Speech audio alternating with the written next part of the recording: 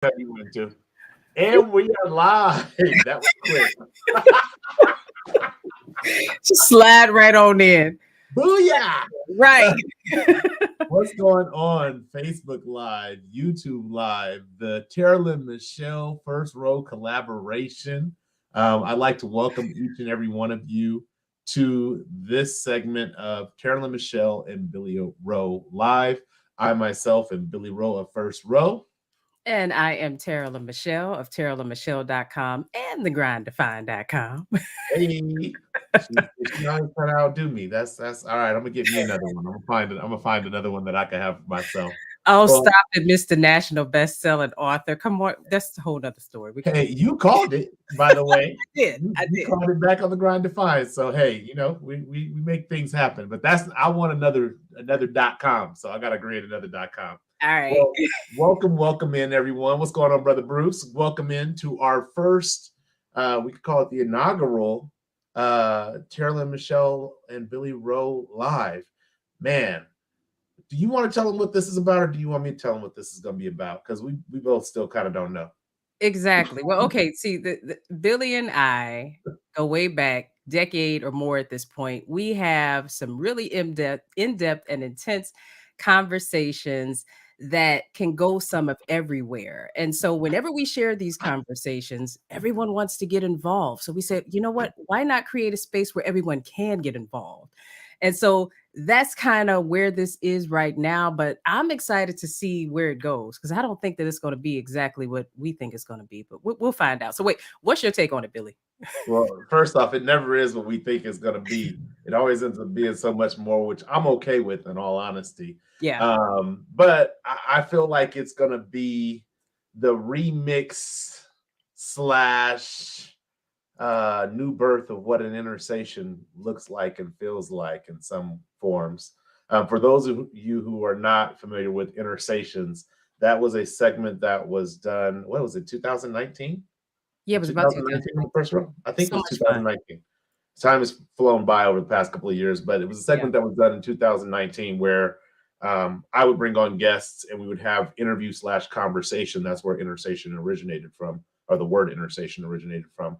But I think that it's going to be a good breath of new life into that type of content, but so much more. I mean, we just, they say be humble, and I'm going to be humble, but I'm going to say, Taralyn, the quality and the caliber of individual that you are and the quality and the caliber of conversations that you and I have on a regular basis, in all honesty, I will let you know that if I had access to those types of conversations earlier in life, the better I would have made a lot more better decisions. But that's okay because I have access to them now, so I'm making some good ones as we speak. Absolutely. And thank you so much for that. I mean, you know that's ditto. That's mutual. And it's divine timing. What Absolutely. we have now and what we know now is meant for now. I don't think that we probably could have handled what we know now back then because we were not. I don't know about you. My girlfriend, she has a saying where she talks about keep your crown upright. Mine was all cocked to the side, rhinestones falling out because it's rolling down the street in the sewer because I was about that life. So, Right. so I don't think I would have been ready for what it is that we can share and how we can bounce these different conversations and things off each other. I don't think I would have been prepared for that now. But you know what? 'Twas the season. Right. Yes. And, and like you say, it's that divine timing aspect because I think for both of us, there was a level of maturity that needed to be gained. Because while yours was, maybe your crown was tilted, I don't even know if I had one at the point. I might have, if I had any hat, maybe had a ball cap. But as you can see, the hair is now gone and the wisdom has set in and been able to saturate. So now I'm in a place where I can be a little more articulate and a little more intentional about why I have the relationships I have. So absolutely. With that, let's jump in because we got 55 minutes to go. I think that's a pretty good warm introduction for those of you who are watching live on what exactly you can expect. You can expect anything. It looks like we got Brother Bruce Gatewood and Mark Anthony with us. I just want to bring these in because it's important to bring these in. It looks like Mark Anthony says, "Hey, Billy and Taralyn." He's glad to be here, and congratulations on the book again, Billy. Awesome forward in the book, Taralyn. Thank Yes, you. Taralyn did write the forward in the book, and she did an amazing job because people keep texting me about it.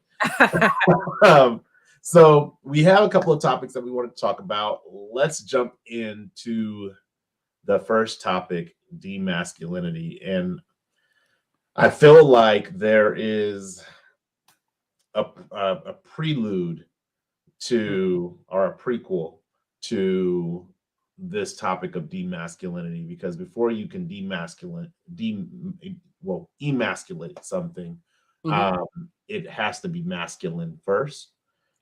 So before we get to the aspect of demasculinity, let's jump into what masculinity is in, I guess, in our eyes, because today I feel like it's a very dynamic, volatile slash moving target of what masculinity is. So let's just start there with the masculinity aspect, where we feel like that is. Hey, what's going on, Casual? And I know for me, this topic is something from the female perspective, especially being immature earlier on in life and buying into the definitions that I saw and some of the way in which quote unquote masculinity was modeled. It was so weird to be in a space where you're trying to connect with a man and you want that safety and that space and that comfort, but then there's kind of like this wall up, because the more of an emotional connection that I would try to make, then you'd have and to the guy's credit, he was younger at the time just like me, but he wasn't comfortable with that. And so I didn't know what that exactly meant. I thought that part of the masculinity thing was the fact that he would know how to open up and to comfort and come into me, because that's a part of what being male was. But the men that I grew up around, if you showed too much, if you showed emotion or if there was any vulnerability there, then you were like a bitch, pretty much. That's pretty much what it was. And so it was weird because there was a part of me that felt like that wasn't normal. But then again, that was what I saw. And so for me, I thought masculinity was all about that presence and position of protection, this energy and ownership within leadership. That's what I thought it was. But then there was that confusion because what I would get from men was completely and totally different. It was something that was more it was more of a control thing, a dominance thing. It's like if you didn't have that component, then you were not masculine. And so being a mature woman now is crazy because it's one thing to have that dynamic when someone is in their 20s, 30s. It's another thing to be in a mature space and you have somebody that's like 40s and 50s, and that's still like where they are. And so me as a woman, I can just receive what it is that I get around me. But I think that there's a lot of confusion from men about what it means to be masculine. We already hear about the buzz term, the toxic masculinity, what it is to be masculine. But I think so many people still subscribe to what somebody told them manhood is instead of being true to who they are and being Right. comfortable with that and able to share that with a woman. So that's kind of like my take on it. All right. And I meant to say that in the beginning. I think that another thing that's going to be phenomenal about this experience is having both the male and the female perspective. And don't get me wrong, we're just one of billions of perspectives. Yes. So we can't speak for either party in to totality, Right. but having the ability to have a feminine energy and a masculine energy and really engage in these topics and these conversations, I think that that's going to be something that's very helpful. um for me, um there's so many layers to masculinities, and maybe it's because being a child of the early 80s into the 90s and 2000 and now 2020s, just seeing the evolution of what masculinity has been. Yeah. Where, growing up in the 80s, it was kind of like the end of that era where men were the provider. There were still some stay-at-home moms, but my mother was a working woman, Yeah. in the sense of she had a 9 to 5 job, not a working woman in the sense of a working woman. I would hope that no one would take that. But Hey, hey, I You don't have know how old our audience is. I don't want to put my mama out there on blast. she watching, she like, wait a minute, what the Like, wait, what? But so my mom, I seen my mom wake up and go to work, but I also seen my father wake up and go to work. So I had two Yeah, working parents, middle class family, just making ends meet and trying to work to the best of their ability together. And so the take on masculinity that was presented in my household was you get up, you go to work, you come home, you're tired, you're grumpy, you socially distance yourself from your family outside for hours. And then as everybody's eating dinner, you join them, and then everybody goes their separate ways. And that was really the in home uh, projection of what masculinity was. But then when I became like involved in church, I started learning and seeing different aspects of masculinity. And for me, that was the masculinity that resonated with me a little more strongly. Don't get me wrong, the provider aspect, you got to wake up and go to work, whether you're tired or not, whether you're sick or not, whether you're broken or not, you got to go to work. That part resonated with me and still in many ways resonates with me today. I'm trying to yeah, balance that out. But the spiritual aspect of being like more than just a financial provider, but being a spiritual provider, being somebody who's responsible to impart wisdom into your family, yeah, being somebody who is more so aligned with being the protector of your family, and not just the physical protector of your family, but the financial protector of your family, yeah, the emotional protector of your family, the person who stands up to the bullies that are coming after your family. Like those are the things that I started to begin to learn in church, because in the household, even though my father, I don't feel like he really was. And as I get older, you kind of lose track of what your childhood was. I yeah, don't feel like he was the bully in the house, but he always had this presence that was like, if I have to ask to do something, I don't want to have to ask my dad. And so I really try, even though my kids will probably say I have that same energy, I mhm, really try now in my own course and path on masculinity. I try to make sure that I'm being that approachable father. Don't get me wrong. If you step out of line, you still gonna get it. mhm, But at the same time, I want to be that father that my children can approach and look up to at the same time. I really quickly want to bring in here, because I did ask a question in the chat. What is your definition of masculinity? mhm, Bruce says being secure with one's strengths and weaknesses, in my opinion. yeah, He says also is the foundation of masculinity.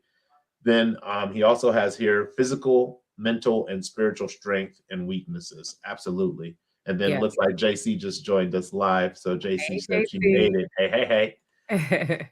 Um, I so, agree with all of that. Yeah, and that approachable part. That mhm, approachable part, because I feel now it wasn't until you said that that of course goes without saying that masculinity, the head of the household, the providing and all of that.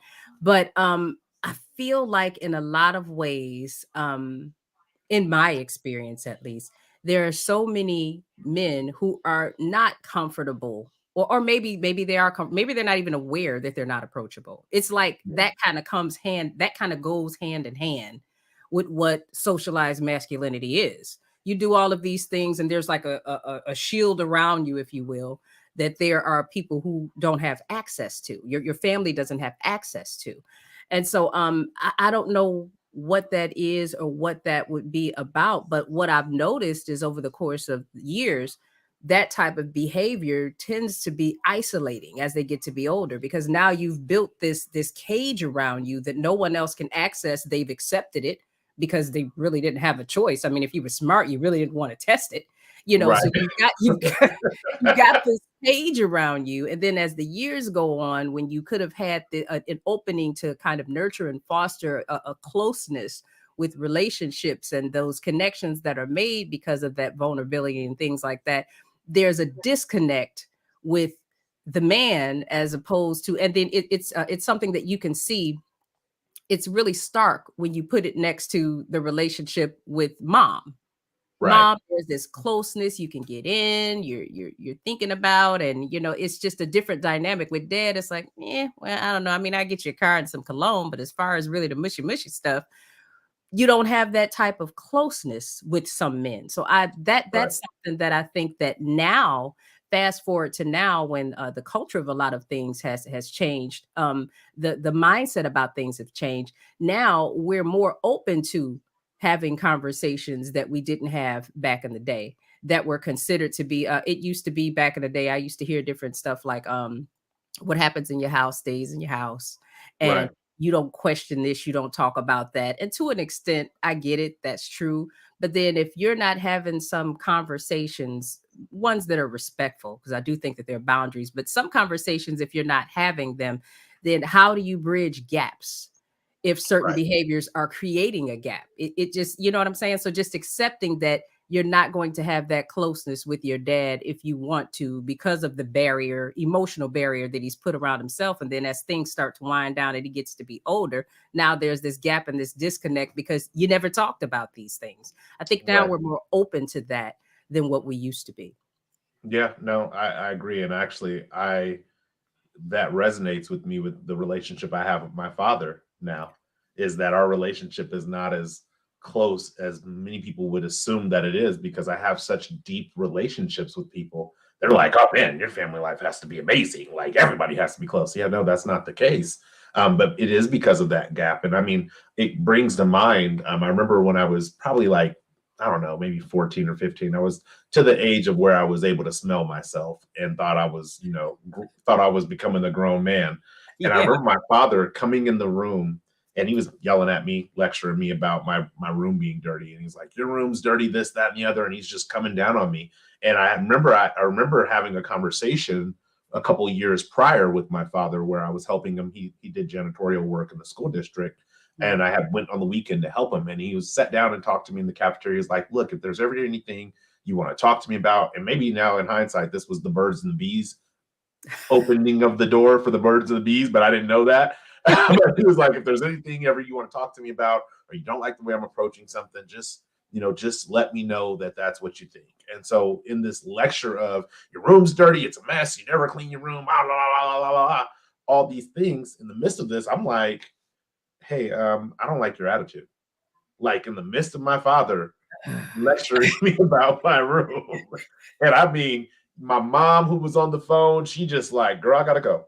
And my sister, who was on the phone, was like, girl, I gotta go. Because they thought I was dead. I mean, they It's were like, busted out. he's gonna die. Today is the last day I'm see my son and my brother. I loved him. Um, I did. I loved him so much. I loved he was a kind soul.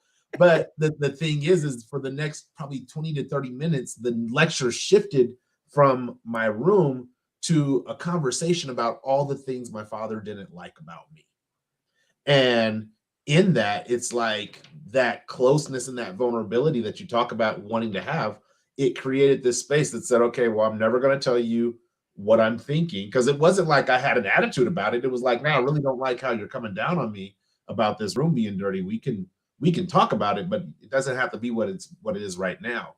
And Right. because of that, it made it to where I never opened up to my dad again about really anything. And it wasn't that I didn't have questions. It was just like, I'll either find out the answer or I'll go and ask somebody else who's not going to give me a 3 hour or 30-minute lecture about what they don't like about me because I've challenged them on something, which really at the end of the day, this is what this topic for me, demasculinity, is about, is creating challenging, we're creating challenges for masculinity, but at the same time, we are making fun of the evolution of masculinity. Yep. And this is what, for me, that demasculinity portion is about. It's like, okay, so the emotional aspect, being emotionally available as a male. Recently got married. My son, I didn't know this, but during the wedding ceremony, he seen me crying and he leans over and he's like, I never seen dad cry before. Like, Mhm. that's something that, to my mind, I'm like, well, I've cried before, so I don't know why you haven't seen me cry before. But Mhm. that emotional availability, that emotional vulnerability to be is, to me, is still masculine. Yeah. But then if you turn around and you begin to poke fun at it, you begin to demasculate it, or emasculate. I'm going to use emasculate because that's the word. You begin to emasculate it. And then now as a man, I'm like, oh, I got to move towards the needle closer towards toxic masculinity. And now it's, oh, well, you're a toxic masculine man, well, when I tried to just be the masculine man that I thought was okay for me to be, I didn't like how it made me feel. So that same conversation with my dad, I didn't like that. Now we're talking about what you don't like about me instead of how we can better communicate about the room. I don't like that. Now we're talking about how I'm falling back and forth on this masculinity Yeah. scale. And so now I'm just going to be off. Now you're going to get the empty masculine me, where it's I'm tough, nothing can break me, nobody sees me cry, and apparently that's okay that I'm suicidal and don't reach out and cry and have cries for help. Because that part is all a facade. It's all phony. That's why I really loved. I love Mike Tyson. I've always loved Mike Tyson. I love Mike Tyson even more when Iron Mike Tyson came out and was just like, "Hey, this is me. I have some pent up frustrations. I'm tired of this." Iron Mike would cry at the drop of a hat, and Yep. it was refreshing for me because as a woman trying to connect and relate to men, quote, I love Talib Kweli, love languages, the song that he has, women thrive on emotions men refuse to acknowledge. When we argue in, nobody win, you know, that y'all put some bars on you, you know, but no, but Mars. right, you know, but the thing is that's the thing. I think that women are socialized to buy into the fact that men feel nothing, that Mm, men don't cry, that men don't have the same type of capability even to be emotionally open and available and vulnerable that a woman does, so much so that out of an immature woman, out of one side of her mouth, she's saying that's what she wants, but then if a man opens up and shows her that, I don't think a lot of women know how to receive it. And so that's what makes them attack. He opens himself up and he's vulnerable, and now you could be that safe space where he can just lay and open up and tell you about him and think, even if it's not open up, the energy, the exchange of energy when he has that moment. If she's not used to that being normal and that being real, then she can challenge it and make him feel less than, make him feel weak for doing what's actually human. What's weak is the opposite. What they're taught to how men, from what I see, are socialized to deny emotion, to deny vulnerability, to deny that they have emotional and spiritual needs the same way that women do. And so I think that because so many of us are used to seeing men in that toxic light, that it makes it hard for us to get what we want and need from our men and to be able to know how to support them in that in a healthy way. Because I think that men need the support. They need to be right. able to know that when I come in from the world, that I can just put the armor down, take everything off, and I could just be me, and I don't have to feel as though I'm going to be ridiculed, judged, or emasculated because of it, because I'm showing that I'm human. So I think that's been the thing that's been a challenge for me, just watching it, even in some of the relationships that I had. I remember the first time I saw my uncles or one of them cry. It was refreshing, but it was weird at the same time. I kind of didn't know what to do with it. You know what I'm saying? I'm like, I mean, do I hug them? Do I ignore it? Do I acknowledge it? What do I do? What do I do? The fact that we're made to feel awkward about something so normal when it comes to men, I think is the challenge. It is. And, it's interesting because I just pulled this article up online. Mhm. Let me see if I can share it because, we're still learning how to do all this tech. Here we go. Yeah, right. Um, this article right here it says Will Smith laughs at memes about him crying during emotional red table talk with wife Jada, but insists he was just watery eyed because of coffee. Come on This now. is this is what I mean when I say we have an expectation of masculinity that is skewed. Yeah. And when we are in the authentic form of masculinity, which involves emotions, Yeah. Yeah.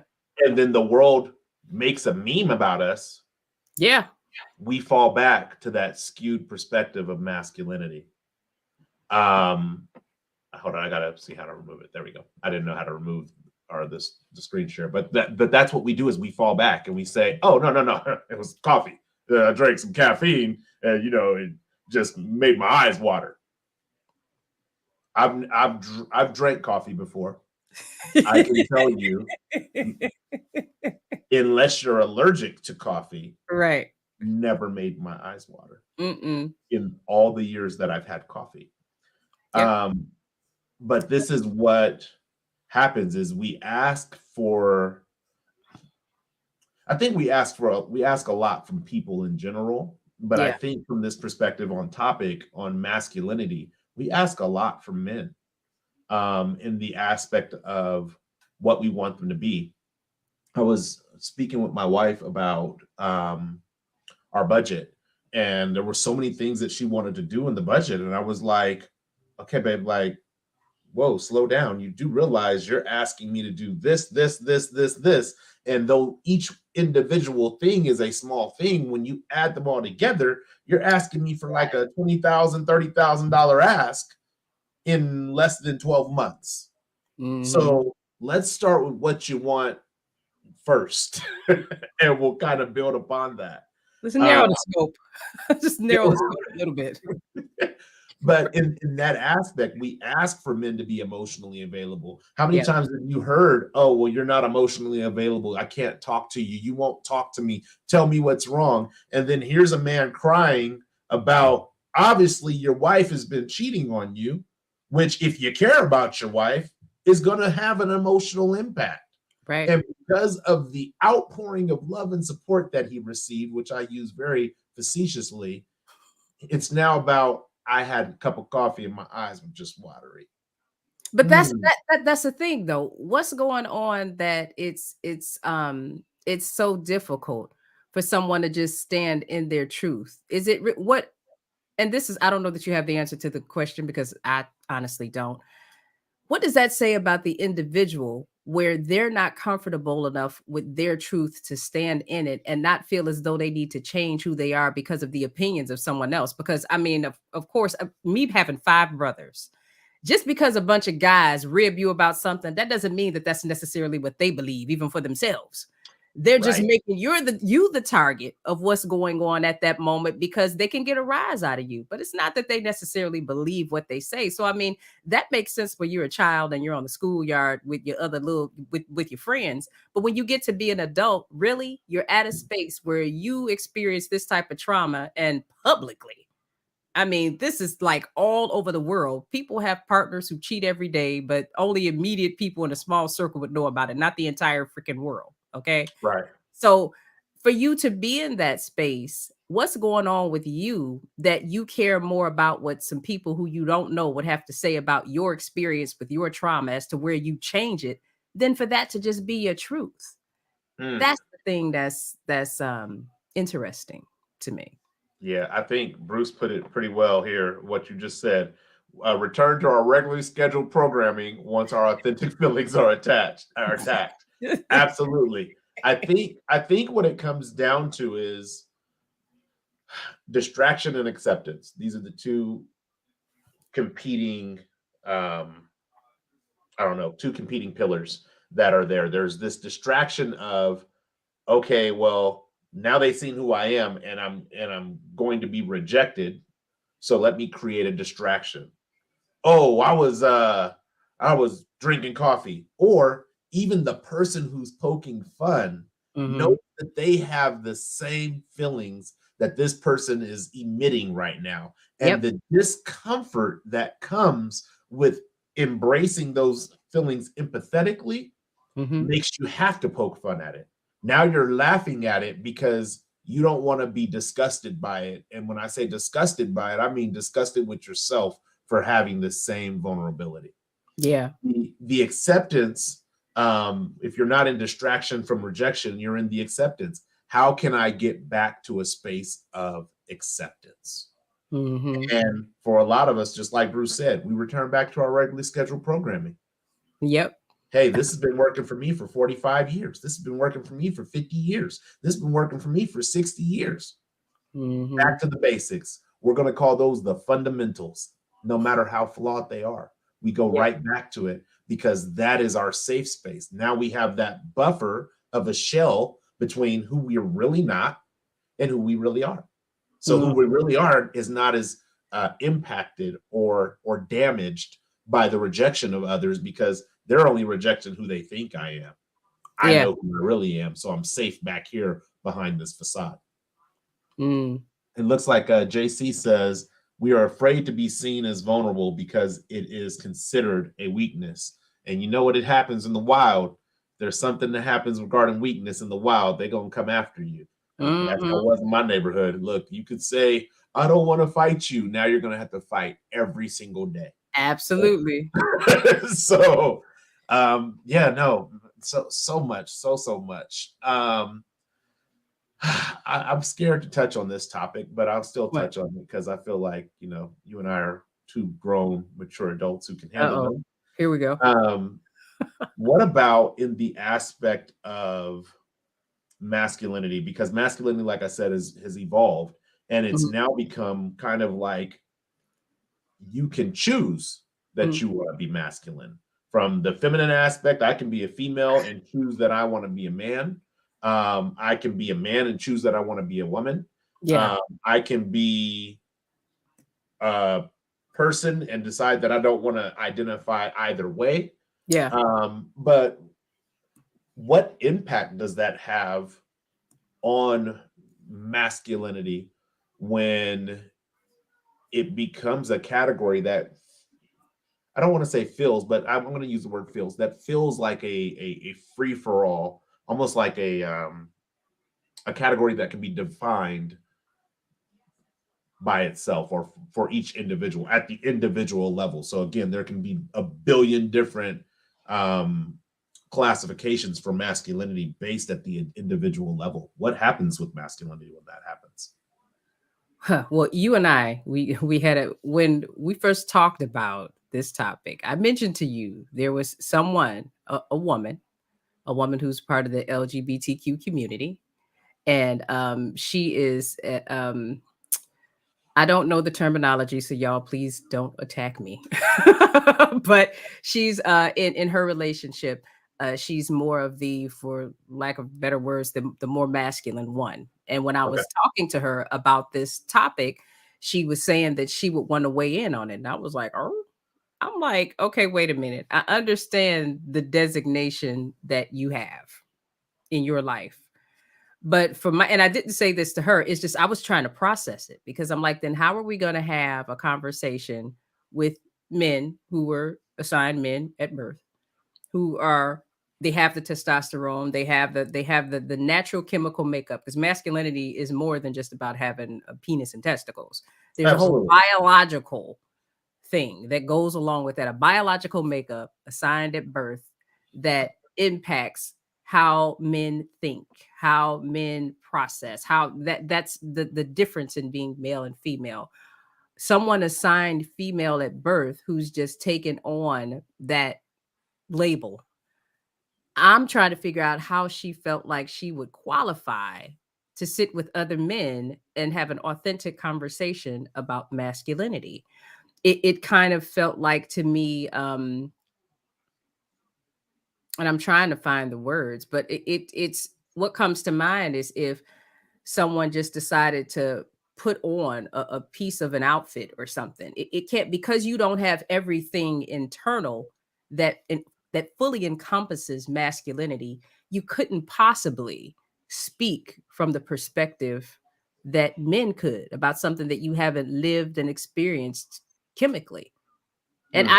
I just believe that there's, even with, what they do now with, once you decide that you want to change your gender, and, Your you have hormone your different replacement therapy hormones and and all that things that stuff. you take and all of that. And that's still different than being assigned that at birth by God and having that natural chemical makeup, that biological makeup that happens naturally. There's still a difference in that being natural and then that being something that's artificial and manipulated to mimic the natural. That's just what I believe. So I thought that that was interesting that she would want to participate in a conversation like this. And I actually, I'm here for it because Yeah, come I, on through. want to have a front row seat to Yeah, sitting down with a bunch of natural men talking about masculinity, but you're assigned being female at birth. I, I don't even know. yeah. I told one of my That's friends, deep. I said, at this point, I'm just going to ask people, were you born XX or XY? There Like, you I go. just, because I do agree with you to an extent. Don't get me wrong. It's almost like my mother, if my mother was a single parent and she had to raise me as a man. raised me into a man. Mhm. I don't think that there aren't things that my mother wouldn't be able to understand about masculinity that she couldn't teach me. Sure. But I do feel like we would get to some points in the conversation where my mom will be like, "Oh no, I need to phone a friend. yeah, I Bill. ain't got that one." And in the Yeah. same way, I feel like with my daughter, if I was to have to raise a daughter by myself and try to guide them, she would be what they would classify back when I was a kid as a tomboy, Correct. because I wouldn't know how to, like, oh, let me make sure your hair is pretty. Let me make sure your clothes match. Look, I wear black, tan, jeans, and burnt orange and blue. Those are like my colors. Outside of that, you're outside of my wheelhouse. So it's like there's certain aspects that I wouldn't know as a father on how to approach, like the menstrual cycle. I don't know what that situation is. I know what it is. I know what it does. I know why it is. However, I can't tell you what would make your flow heavy, what would make your flow light, how You you're going couldn't to speak feel to the emotionally. physical experience. There's Right. no way you could speak to that or even understand, even if somebody tried to break it down to you to explain it to you so that when you're in the presence of your daughter, you still be like, "You know what? You need to go talk to your aunt or Yeah. cousin I or can see me somebody." taking notes like, okay. Listen, that was kinda Okay. like me trying to now this is probably gonna sound weird, I don't know, but that was like when my nephews went through the thing that the boys do where they're masturbating and putting towels under the sink in the bathroom and stuff like that. I'm like, "What in I the didn't go through world?" that part. I Or listen, I would have beat my butt.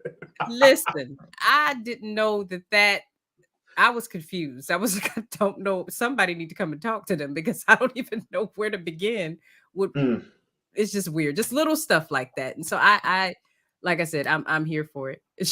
Sure, I would love to see this conversation go down. I don't know. yeah. See. No. Bruce says that I don't know how to raise my daughters to be women, and he has two of them. So yes, it's so there are some things, and like I said, it's this evolving. And at this point, I feel like I don't ever want to say there's an agenda, because I don't know what people's agendas are, how Yeah, people truly feel internally. But I feel like there's this emergence that's taking place, where not emerging as coming out, but like merging together is taking place when it comes to yeah, masculine, feminine, and being able to say that these are characteristics instead of scientific absolutes. Um, absolutely. and I mean, if that's the route that the world goes, I'm not going to be the rock that stands in front of that. Look, at the end of the day, all I can do is preach who I am and be who I am. That's I it. have I have a niece who, I'm sorry, a nephew, because he doesn't go by she any longer. Okay. And it's a challenge for me. As you can see, it's hard for me to change that dialogue, but I love him to death. I love him to life. I want to see him thrive, Yeah, and I'll do anything I can to help him get there. yeah, But I also understand, though, that even with testosterone replace or testosterone therapy, yeah, even if there's a full like surgical sex change, um, there's going to be some struggles there that I didn't go through coming up as a young boy and moving into manhood, because there's certain aspects psychologically that take place. I mean, we even could talk just at the developmental stage. They say boys develop slower than girls, and girls yeah. become a little more responsible, a little more mature, a little more understanding of cause and effect, consequences and actions. Mhm. Um, and so if you start off with that, there's some things that you don't jump off a roof as a little girl, but then when you decide you want to be a boy or a man or a male, now all of a sudden you don't have those experiences, you don't have those failures, and in all honesty, you may not even have the bone density that a little boy who's jumped off of everything that he can possibly imagine to jump off of Yeah, has. So I realize that there's going to be some shortcomings there. I don't want to call them shortcomings. There's going to be some challenges there that he's going to have to face, saying that, hey, I've now decided to identify as male, and here's where it all comes full circle. Now, because we have already, going back to Bruce's statement, back to our regularly scheduled program, yeah. what does that masculinity look like to you as a person who's deciding to be masculine male? How much of that do you choose to take on? How much of the feminine part do you choose to keep? What's the Mm, balance? Because I think if you're making a choice. Now, I don't, because I'm not well versed in this situation, but if they're getting the hormone replacement, and I know that from a physical chemical standpoint, you're going to start to see the beard, you're going to start to the deepening of the voice and those types of things. But I would imagine that you still have areas where you react and feel naturally as a woman first. And so then I can imagine someone having to be conscious and aware of choosing what part of manhood they're actually going to focus on and practice and master so that it becomes one with who they are now. And I would imagine that that would be rather challenging to do. You know, there are just some things that men do that I'm just like, yeah, I'm glad that he's male and he's doing that because I'm not. mm. Yeah, I get to carry the I am water not. I'm softener sitting like, salt. yeah, Yeah, not the even water. trying to do, but it's though there are the physical things, and but then having a conversation when you've made that decision in your life, having a conversation and wanting to have one from the perspective of how men actually, first of all, I think just the way that men are received in the world, that's something that a natural woman will never be able to relate to. There are just certain things that men deal with just being men out in the world, black men specifically, that no one else deals with. They Mm. don't know what it's like to encounter certain things. And so then you have that aspect that someone really couldn't speak to, but that's a part of masculinity and being male. So it's, I don't know, it's an interesting conversation. I would just be It's all like this. yeah. No, I'll be the little Jedi apprentice. Just teach me and I'll try my best to learn. There you But go. let's pivot because I feel like we could talk for the remainder of this time on demasculinity. Yeah. And maybe what we'll do going forward is only pick one topic because we could easily handle a whole conversation on one topic. Oh I'd love yeah. to hear from the chat though. I see what's going on. It We looks got going like on there. black men being brutally honest. I appreciate you just jumping in today. Salute to you, brother. Absolutely. Bruce says, "What's the danger of picking and choosing, though? That's kind of scary to think about." Yeah.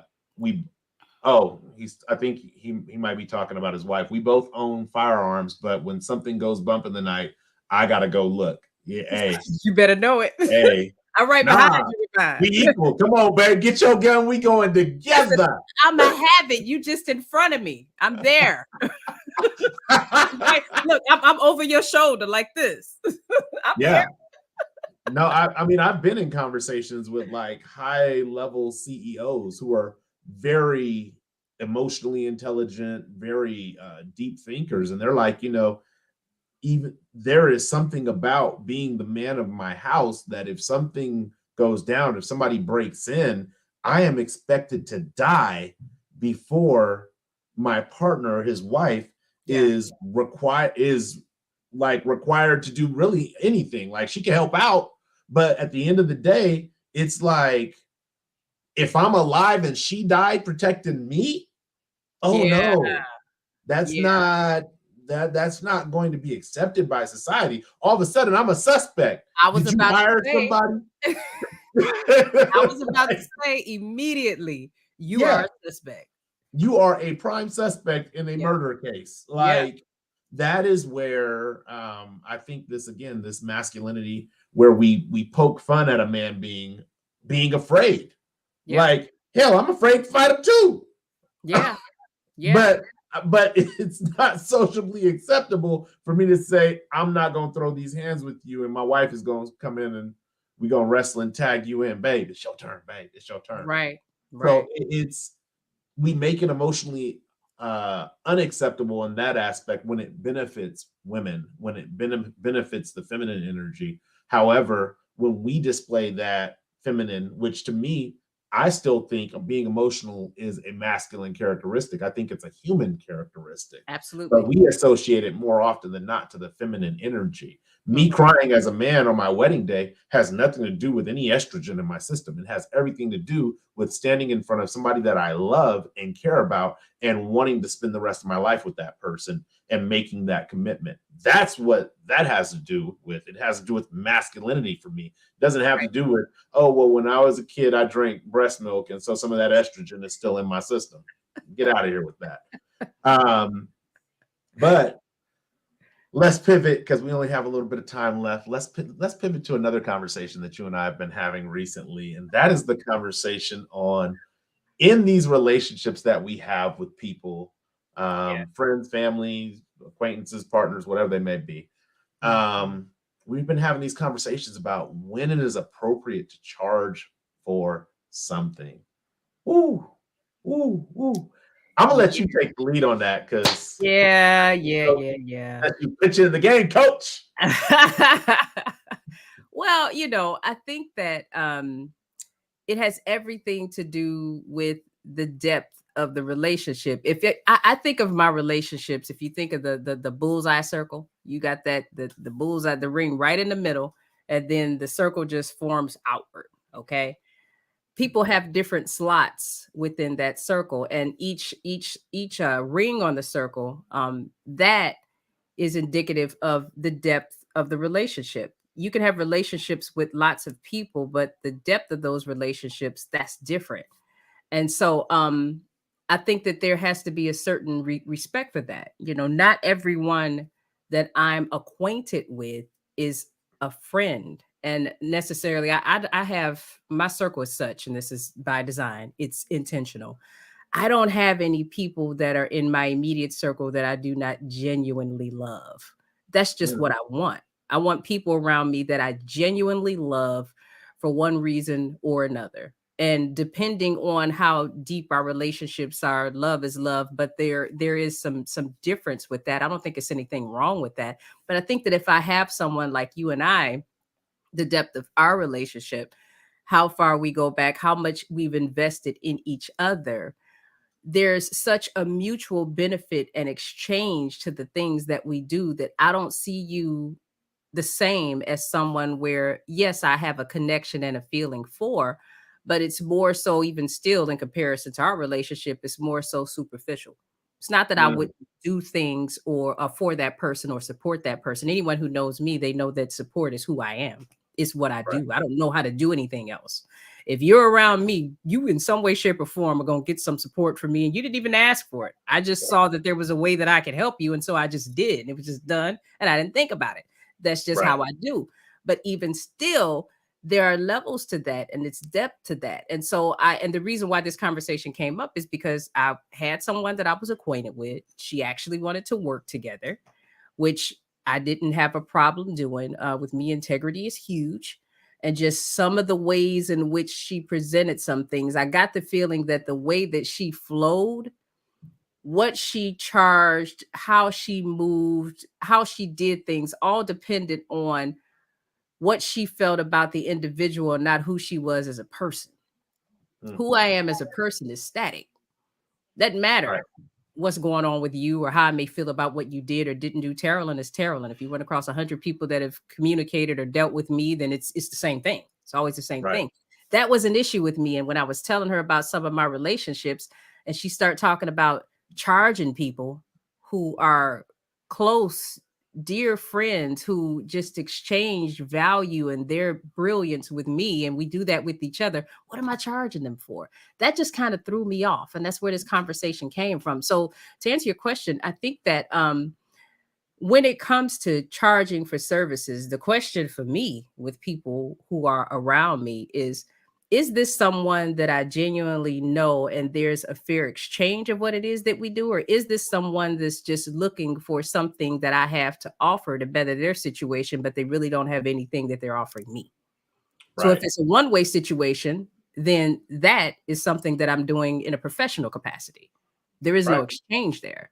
But if there's an even exchange there, then I don't feel the need to, prescribe some type of price to that. That's just me. That's how I view that situation. Right. I feel like that resonates with how our relationship is. Yeah. We're both coaches. We're both dynamic speakers. We're both authors. Um, but we both pour into each other. Absolutely. And it's it's almost like when they say circulate the dollar within your community. Absolutely. There's this constant pouring back and forth that's taking place, and we're trying to lose minimal amounts of water in each pour. Yeah. And so there's almost like this replenishing effect that when we're interacting with each other, when we're talking, where sometimes you're coaching me, sometimes I'm coaching you, sometimes we're coaching each other, sometimes we're just like, okay, I don't know who's coaching who. We both lost. We're just But we making it come out happen. right, we come out stronger at the end of it. But I feel like that is what's in place. But I also feel like, especially like just releasing a book. Now, I'm new to this author game. You true to this. I'm new to this. But Let me tell you, I gotta pause you right there. You kicked in the door like the upper room. You just came hey, in. It was like, but I I just told took you. all my social media posting experience and just compiled it into one book. Yeah, no, I appreciate that, but I give credit where credit is due. I work with credit for you guys that don't know. I'm a professional ghostwriter, and I work with quite a few people, and I had nothing to do with the writing of Billy's book. Let's make that clear. Uh, that's Yes, you just did. Yes, you did. Yes, well, you not did. the words and everything. I was just a sport for what he was doing, but that's intellectually that saw him. But because I do this, I know what it's like to work with people where this is not their gifting. There are a lot of people who want to write books, and there are a lot of people who want to tell their story, but they're not necessarily writers and storytellers. And so over the course of years and just talking and knowing that you wanted to write a book and segueing into that space in life where I was like, nah, this is the time and he gonna do it. And I don't know what's gonna happen. He looked kind of strong, but I think I could take him down. We're gonna make it happen. So to get to that space, to have you just jump in and take it on and just allow that gifting to flow. I told you when you were doing it, I said, Billy, I work with a lot of people. It's never this easy. Ever. Mm, Never. Even through the whole process, even with the editors, with layout, everything. I told you it's never this easy. So mm. that's just something that you were meant to do. And it's crazy because something that we have in common. I knew from other things that you had written. I already knew what type of writer you were. Same thing with my editors. They just show up and yeah, okay, everything's fine. And so that Right. was just meant to be for you at that time. And I'm just happy that you're in it now because now that you've opened the door, I got much more for you. Oh Lord, Lord, Lord, Lord. That's all right. We gonna be all right. We gonna be all right. Yes. But with being a writer and going back to what do we charge for, Yeah. um, it's interesting because the book is something that I'm not gonna lie, I struggled with having to charge people for the book. Yeah. It was a struggle. I was conflicted because I'm like, I Yeah. love these people, but there is a time where even in a relationship like yours and I's, where you do charge, Yeah. but it's not. It's we only feel like we're charging because we are reluctant to accept support. So my mother purchased a copy of the book and the journal, and my mom, I love her. She raised me. She took care of me. She brought me into this world. Um, I easily, if my mom said, "Hey, Billy, can you give me a book?" would have given her a book, no problem. But my mom purchased the book, not Yep. because I charged her for it, but because she wants to support her son. Absolutely. And that for me, like, and it wasn't until we were having this conversation right now, that is what is the difference on when you charge someone and when you allow someone to support you. That's Absolutely. really the difference in the relationship aspect of it. Because in a relationship like Taralyn and I's, if she said, Billy, I need 40 books and I had to pay for them, I'd be like, here you go. I know you have something in mind for those books. And I know her heart is a heart that's like, I need 40 books because I'm about to help you sell 400 books with Absolutely. 40 books. Um, Absolutely. and that's just a different level of support that I know that she has. But Oh, when Carolyn's book, because she's an author as well, she does ghostwriting, but she also has her own book. yeah. The book. um, but when her book came out, it was like, I got to get that book. I got to get that book. It didn't matter if the book was speaking to something that I was going to experience in life. Now, I've read the book, so I'm fortunate I got to learn a lot more about her that I maybe would have taken longer to get to know. True. But it didn't matter what the book was about. The fact of the matter was Taralyn published a book. I need to buy that book. And Absolutely. it wasn't like she was like, well, Billy, I got to charge you for this book. It was like, hey, where can I buy your book from? Let me know where I can get it from, because that's where I'm going to go and buy it from, is wherever you tell me to go and buy it from. I think that that's And what shows you the depths of the relationships that you have, though, because the way that your tribe came out, I remember that experience when I published my first book, having the tribe come out and seeing then that really showed me who were the people who were really down for you and supportive of you. It wasn't about discounts. It wasn't about what you can give me. It was about, hey, I need to buy. I had a few people say, hey, I want 5 copies of the book and here's an extra $100. God bless you. You know, I had that happen every time I open up and I start release a project. There's always something like that. And I think that that's the thing. People's mindset needs to be more toward genuine love and support. Everything is not about what you can get. And even though I have some people within my circle that I love, there are some people whose mindset is not in alignment with what it is that we're talking about. It's not that they don't care for me. It's not that they wouldn't support in the way that they could. People don't understand that support is like an action word. It's like a verb. You like got to do something. You can't just say, right, I support you. you No, got to hold something up things besides have a to sign. happen when you say that. So I have people who have a relationship with me. I have love for them and they have love for me. But when it comes to support in terms of action, I would charge them. You know what I'm saying? Because I'm giving you something of value. Your book, even with the people who support you, even though you love them, that book is something that is of extreme value. And it's not just of extreme value for the moment. These are different concepts that you can revisit and that will evolve as you evolve over time. So it's like content that keeps on giving because you're going to see things differently as you work on some of those things. It'll look one way in the beginning, and then you look back at it next year and you've grown some, and then you're looking at your notes and things you did in the journal, and now you see that a completely and totally different way. That has value. That has value. And you know, when you were talking about that, that's what I was like, Billy, this has value. This is not something that you just threw together. People don't, you wrote the manuscript rather quickly, but that was 8 years in the making.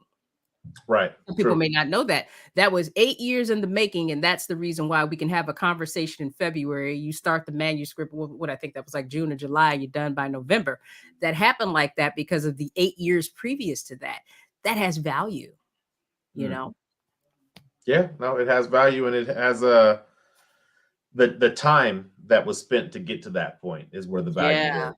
Yeah. And being able to give that person 166 pages, I think, or 168 or 7, I can't remember the number of pages, but giving them 160 something pages and being able to say, hey, look, I'm going to shortcut some of this process for you by maybe not 8 years, but maybe by 4, maybe by Absolutely. 5. That is extremely valuable.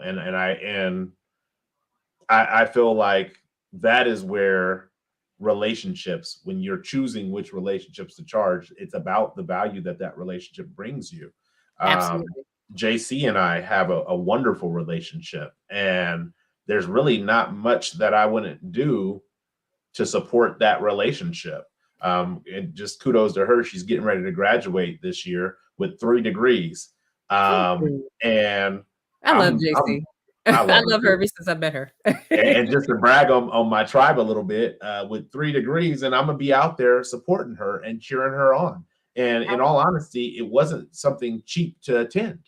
Mhm. Not that she's charging me to attend, but I got to get there. I got to have room. I got to have board. I Accommodations, get a yep. rental car. There's just costs that come with that. But there's a relationship there that it's not, I'm like, hey, you got to pay for half of this trip for me so I can come out there. No, I'm gonna eat all that cost to be there to support you, because that I know that, if without a shadow of a doubt, if I was the person who was graduating and that cost was on her side, She'd she be would there. just be like, my friend, I'm there.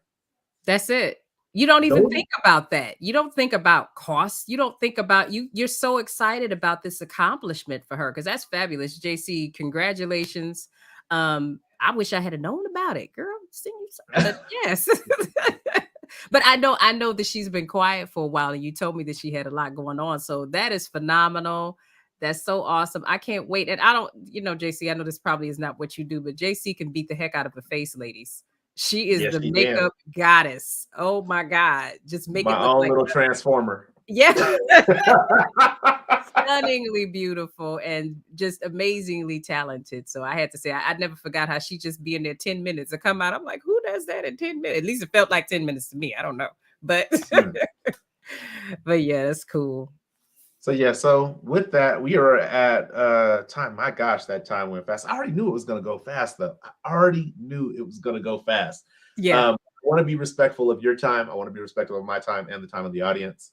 Um, let's get some closing thoughts here. I would love, because again, we talked a lot about being authors.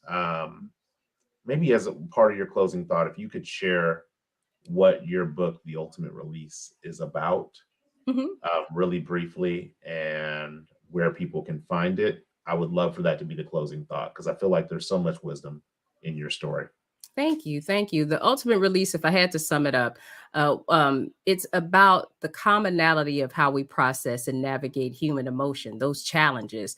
The book was written from of course, my perspective on my life, but my life is actually just a way of bringing the reader into what it's like to navigate some of the challenges that we face, not only in getting to know ourselves, but as spiritual beings. And so, even if you can't relate to anything that I experienced in that book, I guarantee that you'll be able to relate to how I felt about it.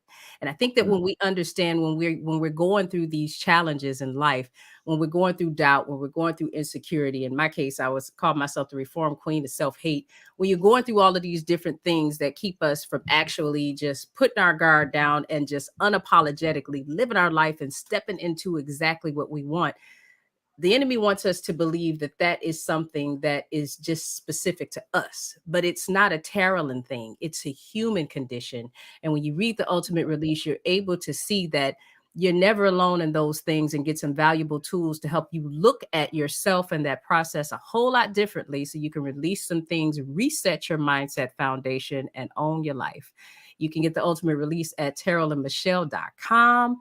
Of course, you have a signed copy coming from me.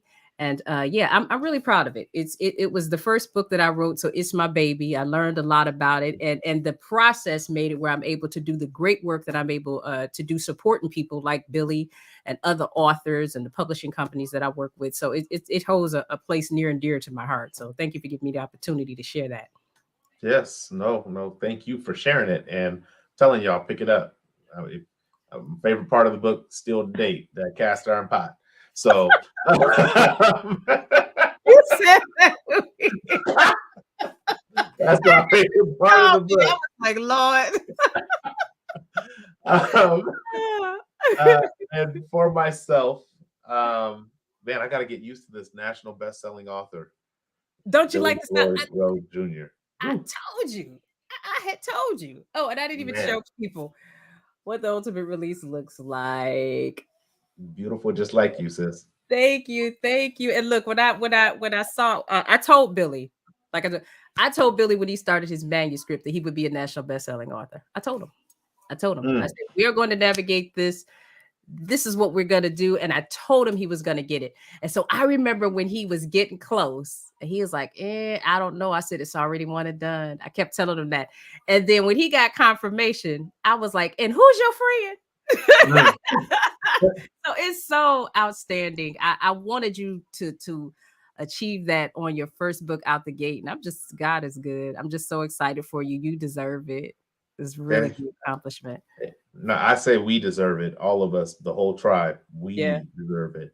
I Yeah. always say I'm just a representative of the tribe. When you get through the book, a lot of people cheat. They go back to the credits. I put the credits in the back of the book for a reason. I But a love lot of people went straight to the back of the book. Was like, "Ooh, what does it say in here?" I'm like, just read the book first. That's all you have to do. But for those of you who do not know what my book is titled Fire Your Job, Hire Your Passion. Yes. Really, it's not about quitting your job, quitting your 9 to 5. I've been on tons of YouTube channels where I hear, oh, jobs are for suckers and all this different stuff.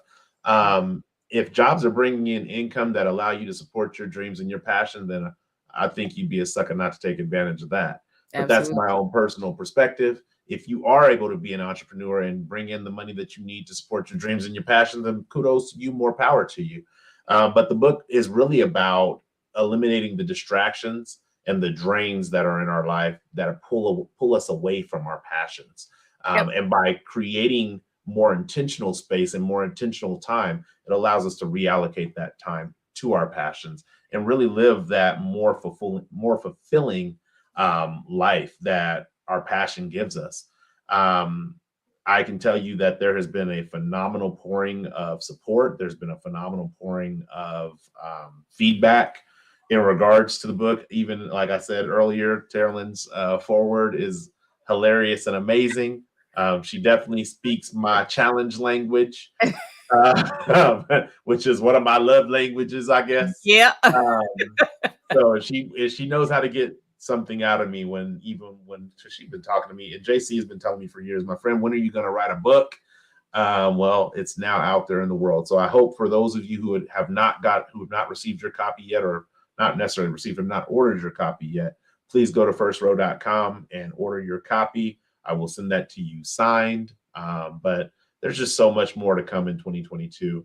I'm really looking forward to these conversations. We're going to actually start having these conversations on Tuesday. We haven't decided like the cadence, but we will have one next Tuesday. Are we signed up for next Tuesday? Absolutely. We're signed up for every Tuesday. Oh, we're signed up for every Tuesday, at least for this Yeah. season. You told me to do things in a season. What happened? See, look Exactly. Right. Oh, okay. Right. Okay. The season. Right. Because you're right. See, because I'm in podcasting, I know all about seasons. So you're right. So our seasons, you talking 12 to 15 episodes. Okay, cool. That's cool. All right. So we got about 12 to 15 episodes for you guys. And then we're gonna probably take a quick little break and then come back with another 12 to 15 episodes. So I hope you guys have enjoyed the show today. Wait. And before you sign out, I want to make sure that I say this because Billy, you and I talked about it. You probably forgot. Hey, I love that you guys are weighing in the chat. Something that we have in mind is when we're having these conversations, if you have something to say and you want to come up here and join us, we're totally here for it. We're here, but we don't mind bringing you up on stage so you can join in a conversation with us. So don't be shy. Don't be shy. If you want to come up, that'll be something that we'll have available, and let people know about the conversations, what's going on. If you have something that you think that's interesting that you might want us to touch on during the course of our conversations, go ahead and reach out to either one of us. So shoot us a message, First Wroe, on LinkedIn, Facebook. You are on YouTube, of course. Instagram, Instagram, everywhere. Taralyn and Michelle, same thing. Facebook, Instagram. Shoot us a message and let us know. We'd be more than happy to do that. All right, just had to say that. I appreciate you. See, this is why, again, you need two people. But that's all I got. Thank you guys for tuning in live. Appreciate you guys for spending an hour with us today. We're a little bit over, but we love you, and we'll do better in the upcoming episodes. So anything else you got? That's it. All right. As always, if you like it, share it. If you share it, like it. We're happy to engage with you live. We're even happy to bring you on if you really got something to say. But until the next time, one love, peace, and God bless. Thanks for sitting on the first row, and Taralyn and Michelle.